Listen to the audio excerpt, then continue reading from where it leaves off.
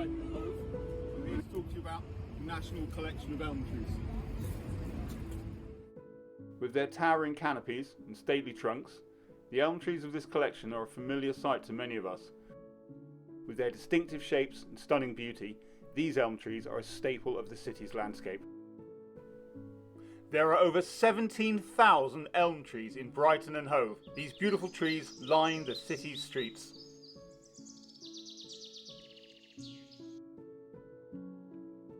Elm trees was a natural choice to be planted here. They grow well on thin, chalky soil and they can withstand a very, very salty wind from the sea. Mature elm trees can grow over 100 feet tall. And this one here is probably in excess of 10 tons. Planted mainly by the Victorians and the Edwardians in the 18th and 19th century. Many of them still stand, and these are absolutely magnificent trees. Probably introduced by the Romans, who brought vines in supported on elm stakes, and it's from those viable living elm stakes that our English elm population has probably sprung.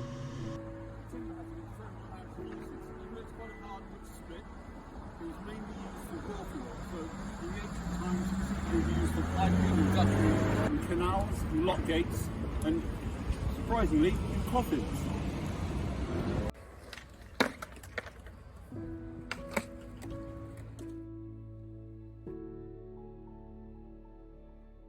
If you were to look at trees and you find the long lobe and short lobe at the end of the leaf stalk, you're fairly certain that that would be an elm tree.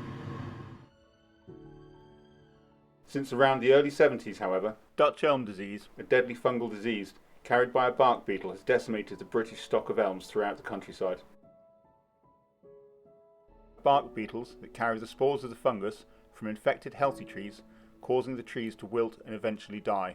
We had 17 trees the first year, and then that escalated, and by the 80s we were losing hundreds of trees a year. There was no government response at that time that could actually arrest that, and so in southern England especially, in a very short space of time, millions and millions of elms died. Once a mainstay of British forestry, along with oaks, ash, beech and others, now there's very few left, mainly in Brighton and Hove due to the topography and the diligent work of the local council and tree workers.